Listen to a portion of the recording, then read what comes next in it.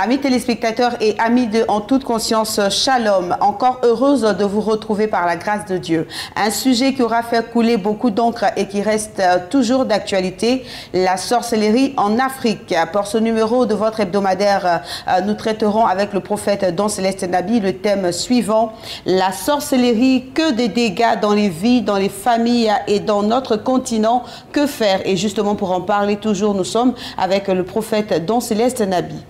Shalom, serviteur de Dieu. Shalom à vous, ma sœur. La paix du Seigneur soit sur vous. Amen. D'accord. Alors, pour commencer, déjà, c'est quoi la sorcellerie? Merci. C'est quoi la sorcellerie? Il faut faire justement le distinguo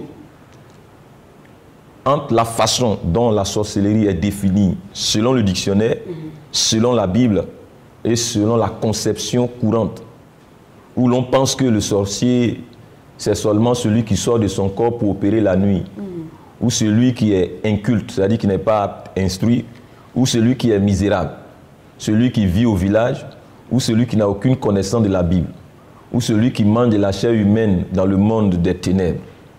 Nous disons que, madame, il est temps d'arrêter de convaincre que des personnes qui sont belles de figure sont des anges, et qu'il est impossible que de telles personnes soient impliquées dans la sorcellerie.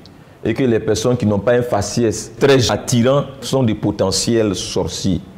La sorcellerie n'a rien à voir avec le visage. La sorcellerie n'a rien à voir avec la beauté. La sorcellerie n'a rien à voir avec la taille. La sorcellerie n'a rien à voir avec le niveau d'instruction. La sorcellerie n'a rien à voir avec ça.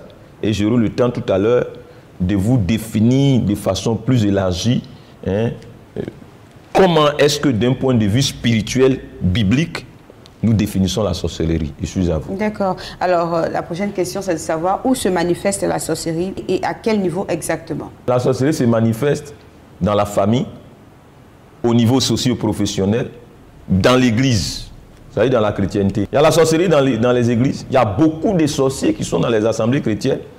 La sorcellerie se manifeste également entre amis et connaissances, dans la vie de tous les jours. Il y a des gens qui ne te connaissent pas, mais qui veulent te voir être détruit. C'est de la sorcellerie, je suis à vous. Dans l'église aussi? Oui, il y a beaucoup de sorciers dans l'église. J'aurai le temps de vous expliquer comment ça marche. D'accord. Alors maintenant, dites-nous, comment devient-on sorcier? Il y a plusieurs façons de devenir sorcier. Dans le sein maternel, depuis le sein maternel, c'est ce qu'on appelle la transmission materno-fétale ou père-enfant. C'est-à-dire que le papa peut transmettre la sorcellerie à son enfant, ou la mère, depuis même que l'enfant est dans son sein, elle peut lui transmettre la sorcellerie. La sorcellerie également peut être transmise au sein de la cellule familiale élargie. Elle peut se transmettre par initiation entre amis et connaissances. C'est-à-dire, il y a beaucoup de choses. Tu vas voir par exemple que tu commences à manger la nuit, tu commences à manger de la bonne viande la nuit, et puis après, tu vas devenir sorcier. Voilà.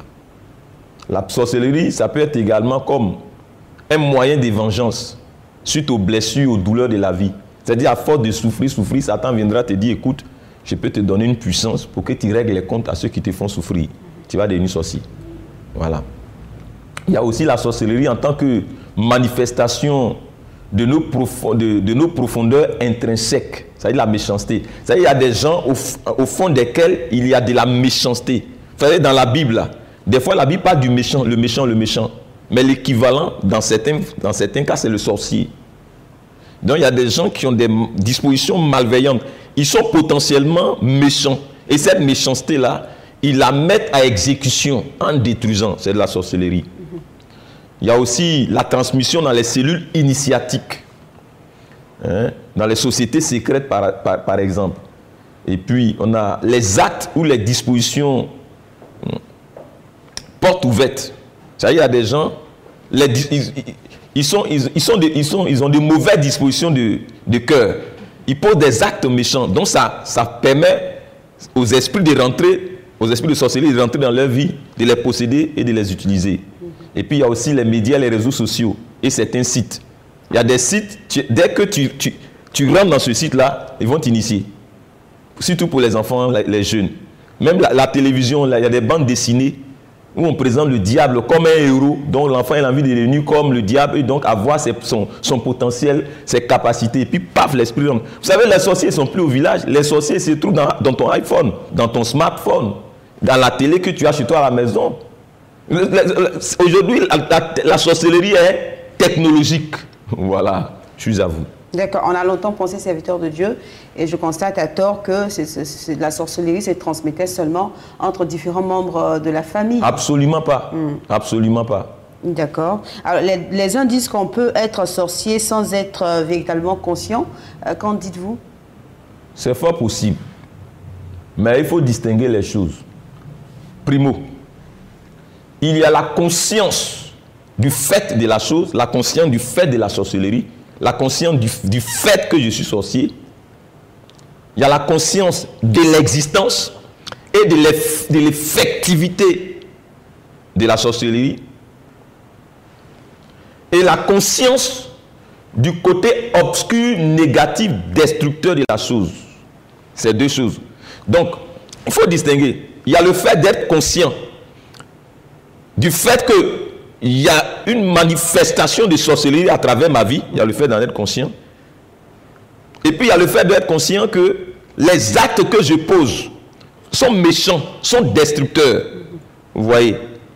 C'est-à-dire, on peut être conscient d'être sorcier, de pratiquer la sorcellerie, sans être conscient de la portée négative, destructrice de la sorcellerie. Et là, c'est les enfants, ça les amuse. C'est-à-dire, il fait des choses méchantes. Mais il ne se rend pas compte que c'est de la sorcellerie.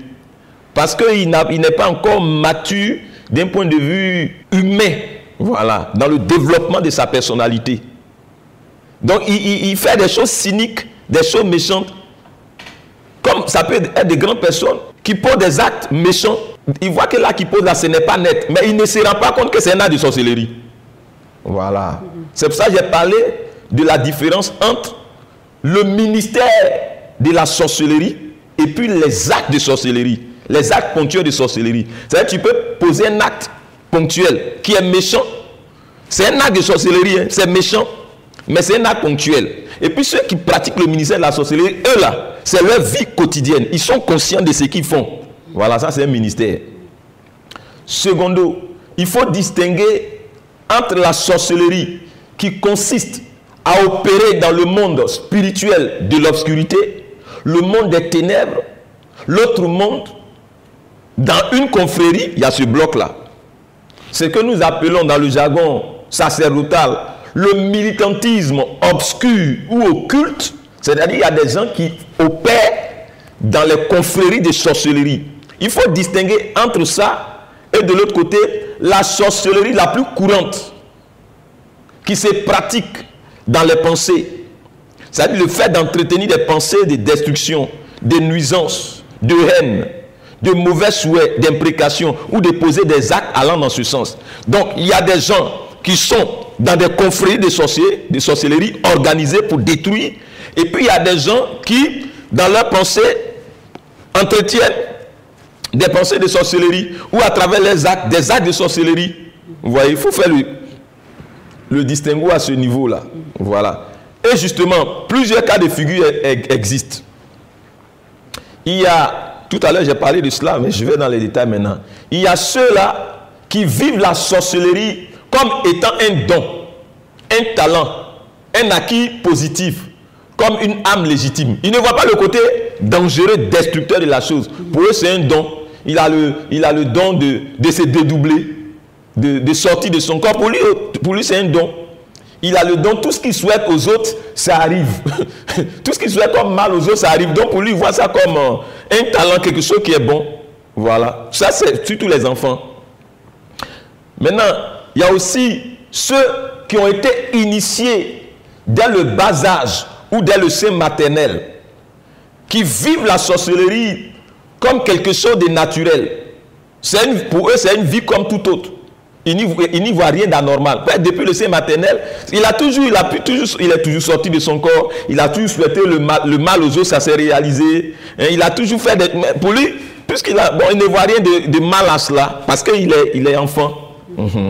Maintenant, il y a ceux-là qui sont conscients de la négativité, du caractère destructeur de la sorcellerie, mais qui sont sous oppression des démons, ou qui sont tenus par le pacte de silence ou de la mort. C'est-à-dire ils savent que ce qu'ils font là, ce n'est pas bon.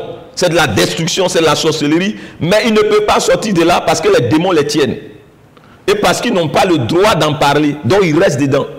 Maintenant, il y a ceux-là qui sont conscients, mais qui entretiennent jalousement la sorcellerie en vue de nuire. Il y a aussi ceux-là qui se disent sorciers positifs.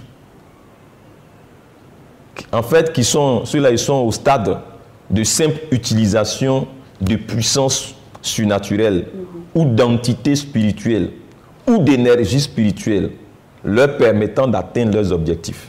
En fait, ils n'ont pas encore atteint les niveaux cachés où Satan et les démons vont leur demander de faire des choses très atroces. Pour le moment, ils ont commencé. Vous voyez, non? Comment Satan est subtil. Par exemple, lorsqu'il veut t'enrôler dans une société secrète, il te présente la phase philanthropique, la phase bonne œuvre. Et quand tu vas rentrer plus tard, il va te présenter la phase destruction, nuisance et la mission que lui te confie. Voilà. Tout le reste là, ce n'était que de la façade. Maintenant, il y a ceux-là qui vivent la sorcellerie comme un patrimoine de légitime défense, de sécurité, de contre-offensive ou d'affermissement de leur pouvoir. C'est-à-dire, je suis sorcier, je peux me défendre avec, je peux contrecarrer les autres sorciers, je peux contrecarrer les esprits. Enfin, il y a ceux-là qui vivent la sorcellerie moderne, bien sûr, comme étant le socle de leur ascension sociale. Pour eux, tout ce qu'ils ont là, c'est grâce à la sorcellerie. Ils ne voient rien de mal à la sorcellerie. Pour eux, la sorcellerie leur permet tout juste d'écarter la personne qui leur barre le chemin. Voilà, et d'atteindre leurs objectifs. Et ceux-là, ils ne perçoivent pas le caractère destructeur de la chose à cause de leurs intérêts, de leur ego. Pour eux, il s'agit d'atteindre leurs objectifs.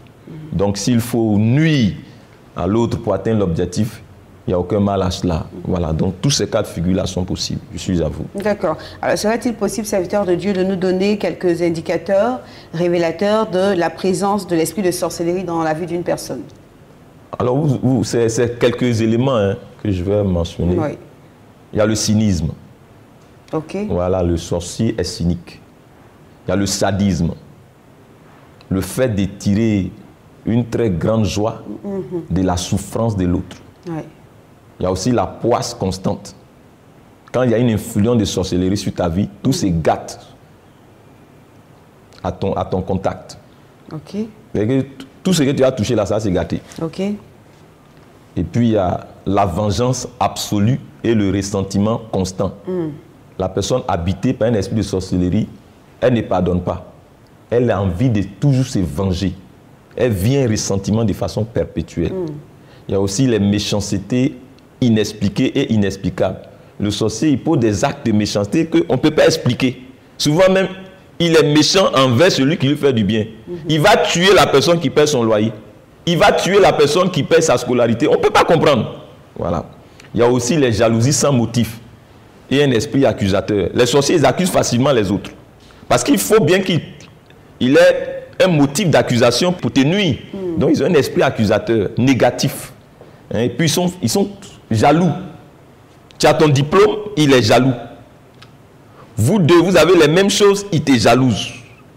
Voilà. La jalousie est vraiment enracinée en lui. Et puis, il y a des actes de destruction sans motif et irrationnels. Ils sont là comme ça, ils ont envie de détruire. Il ne sait même pas pourquoi il a envie de détruire, mais il a envie de détruire. C'est l'esprit qui est en lui là, qui le pousse à ces actes-là. Il y a aussi le tropisme irrésistible pour les âmes qui aiment nuire. C'est-à-dire que le sorcier, il est attiré par les personnes qui aiment nuire. Donc vous allez voir que lorsqu'il y a un sorcier dans une église, les autres sorciers, ils viendront plus facilement pour prendre place. Voilà. Ils s'attirent, en fait, c'est comme des ondes qui s'attirent, voilà, comme des Wi-Fi. Voilà. Et puis, il y a un autre aspect qui caractérise le sorcier, c'est qu'il est pratiquement incapable de pardonner. D'accord. Il ne peut pas pardonner. Et puis, un autre élément, c'est l'absence de remords. Quand il agit à travers des actes de méchanceté très graves, pas de remords, aucun remords. Il est serein. Il est serein, je vous avoue. D'accord. Et ça, c'est certainement l'œuvre des démons, des esprits. C'est les démons, tout à fait. D'accord. Alors, dites-nous, serviteurs de Dieu, à quel niveau s'étendent les dégâts de la sorcellerie en termes de conséquences et d'impact? Mais dans la famille, les dégâts de la sorcellerie vont à l'endroit de la famille. Entre les enfants, il y a des enfants qui se détruisent. Même père, même mère, ils se détruisent. Entre époux et épouse. Vous savez ça au moins, non?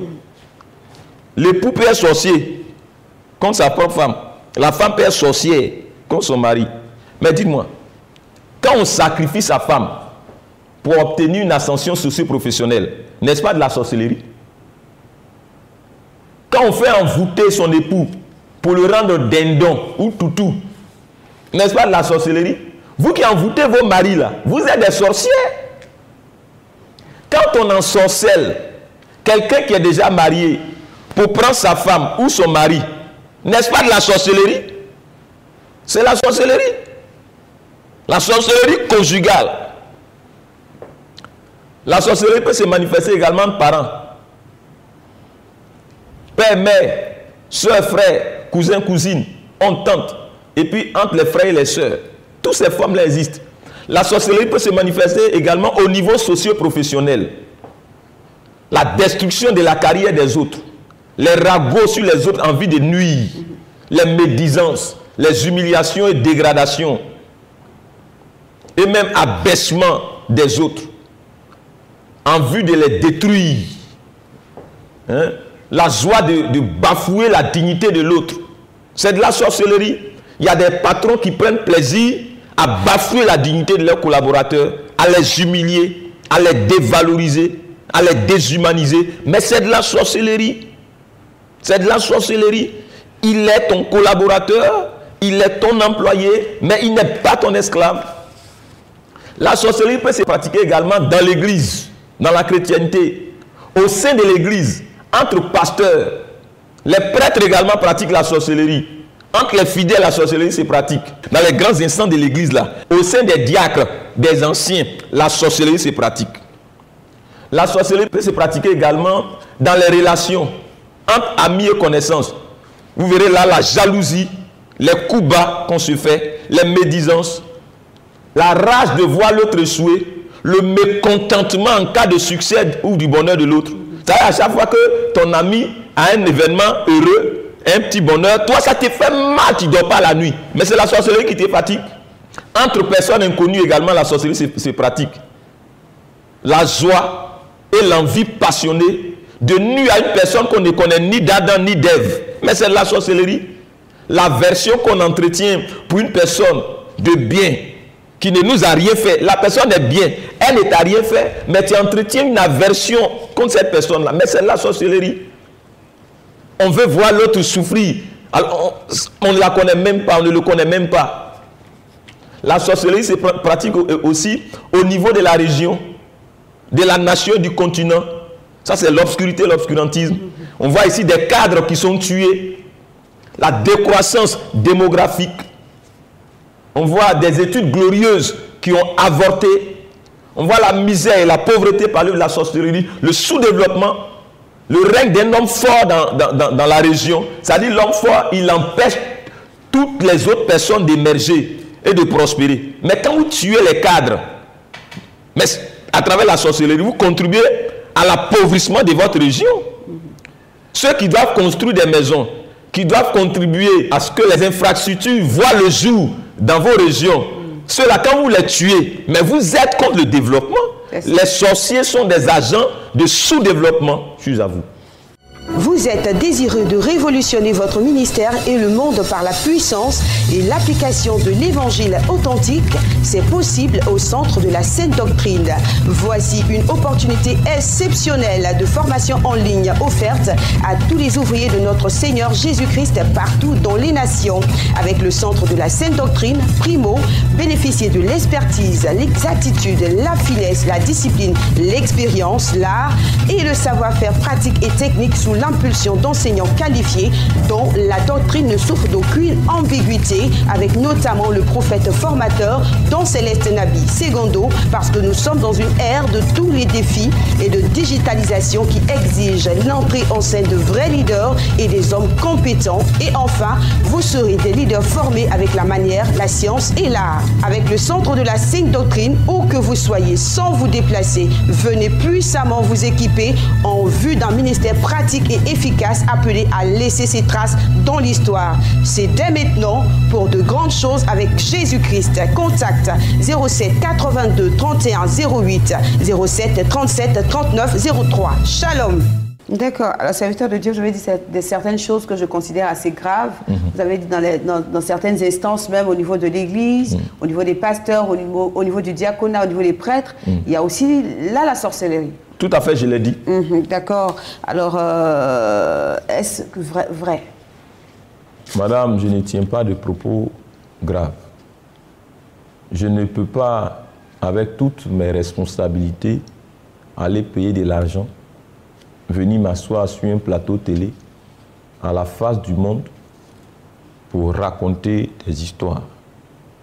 Depuis pratiquement 5 années que nous proclamons ouvertement la parole de Dieu sur la télé et que nous exposons publiquement nos convictions et compréhensions des choses selon notre entendement, est-ce que vous avez vu une seule personne courageuse venir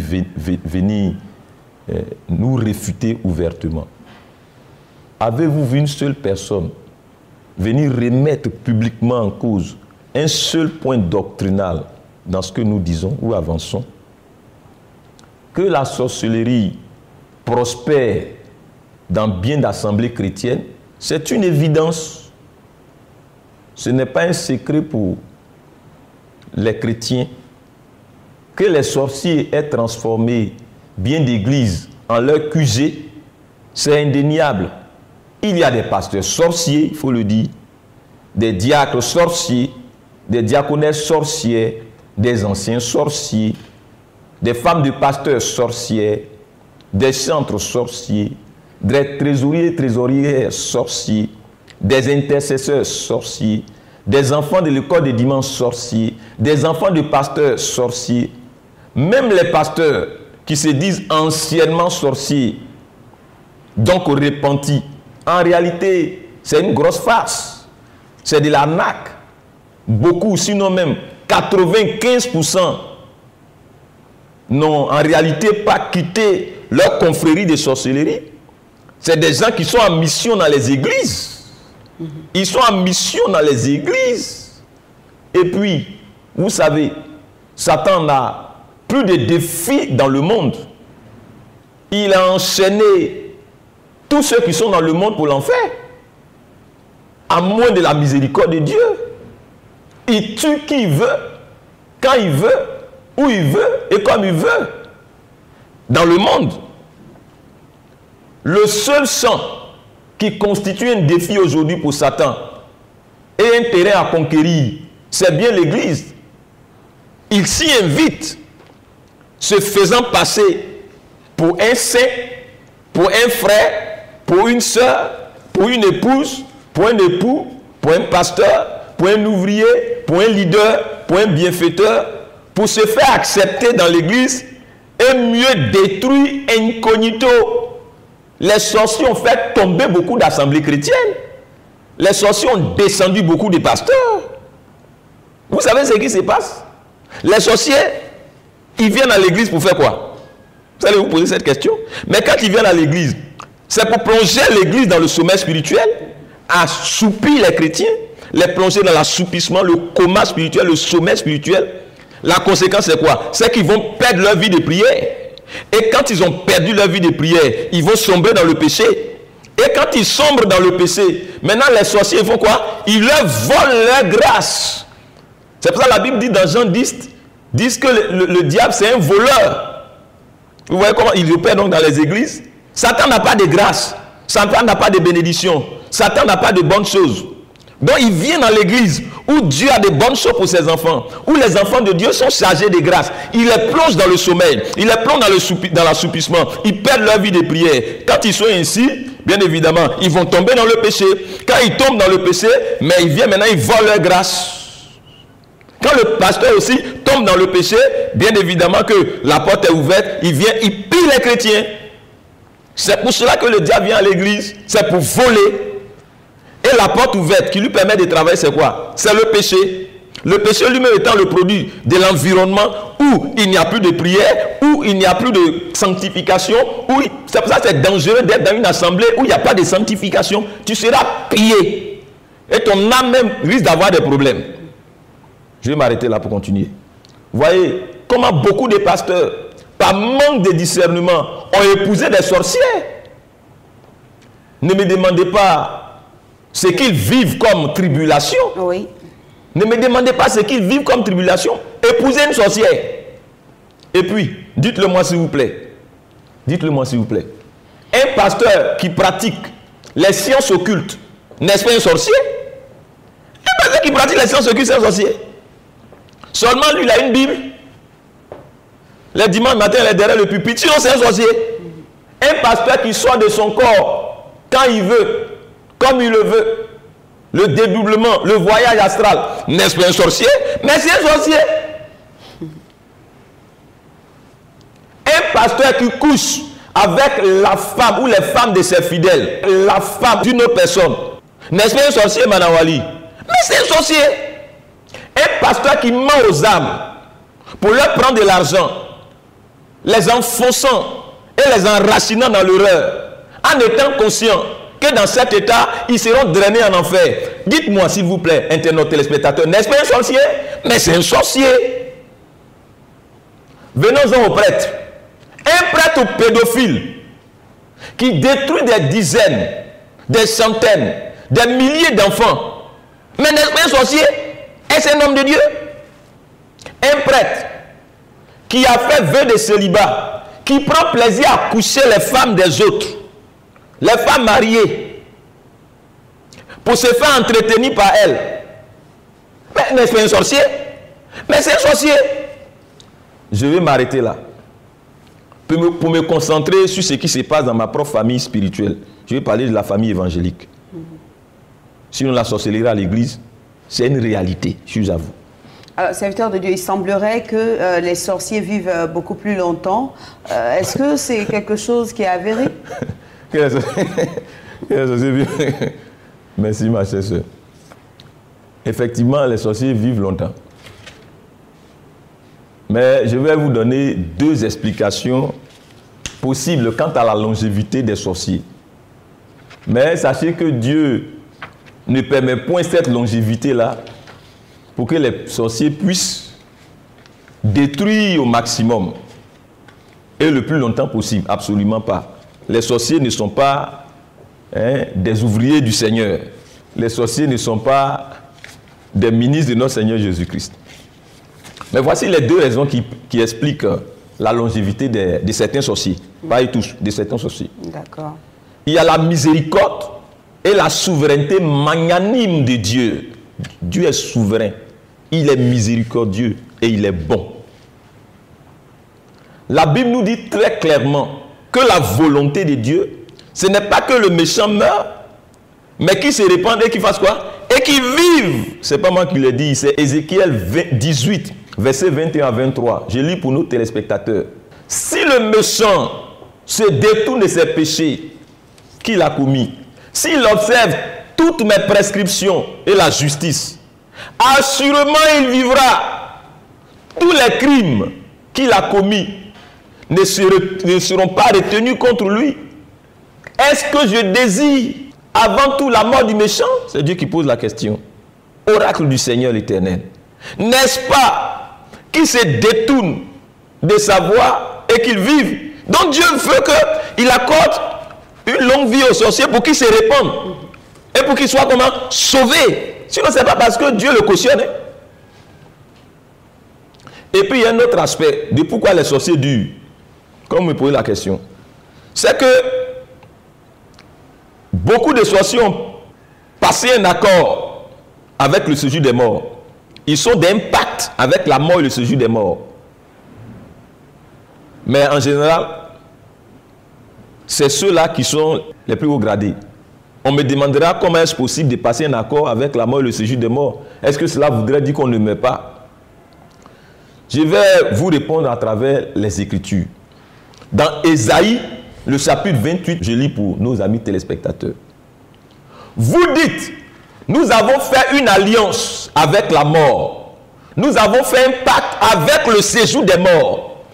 Quand le fléau débordé passera, il ne nous atteindra pas, car nous avons la fausseté pour refuge et le mensonge pour abri. C'est écrit. C'est écrit. Maintenant, est-ce que cet accord-là est durable? Non, parce que tous les sorciers finissent par mourir. Tous les sorciers meurent. Et si tu mets sorcier, tu iras en enfer. Le même texte l'a dit. C'est pourquoi ainsi parle le Seigneur l'Éternel. Voici, j'ai mis pour fondation en Sion une pierre éprouvée, une pierre angulaire de prix, solidement posée. Celui qui la prendra pour appui n'aura pas hâte de fuir. Donc si tu es enraciné en Jésus-Christ, les affaires de sorcellerie, c'est zéro. Je ferai de la droiture une règle et de la justice un niveau. Et la grêle emportera le règne de la fausseté. Les sorciers qui habitent la fausseté, la grêle les emportera. Et les eaux inonderont l'abri du mensonge. Votre alliance avec la mort sera détruite, c'est Dieu qui parle. Votre pacte avec le séjour des morts ne subsistera pas. Quand le fléau débordé passera, vous serez par lui foulé aux pieds. Chaque fois qu'il passera, il vous saisira. Car il passera le matin, le jour et la nuit. Et son bruit donnera l'épouvante. Ésaïe 28. Ceci pour dire que lorsque le jour du jugement du Seigneur arrive, aucun pacte avec Satan, aucun pacte avec la mort et le séjour des morts ne résiste. Nul ne résiste au jugement de Dieu. Nul ne résiste à la colère de Dieu. La seule sécurité vraie sur cette terre, la seule sécurité éternelle, c'est celle en Christ. Ma soeur Wali, je suis à vous. Alors, serviteur de Dieu, vous avez promis de revenir sur la définition de la sorcellerie. Est-ce qu'on pourrait en parler maintenant? Merci pour cette question. Alors, pour résumer pour vous, la sorcellerie, c'est toute disposition d'esprit et de cœur, tout acte, toute œuvre, toute action, tout comportement, toute pensée, toute attitude, toute parole inexpliquée et inexplicable qui se pratique dans le secret et échappant à toute logique ou rationalité humaine, qui est de nature à nuire ou à détruire l'autre ou les autres sans motif rationnel ou cohérent. Voici un peu la définition de la sorcellerie. Vous pouvez revoir ça en replay sur YouTube. La sorcellerie, c'est aussi une force intérieure qui pousse à faire le mal à l'autre ou aux autres, sans aucune explication logique.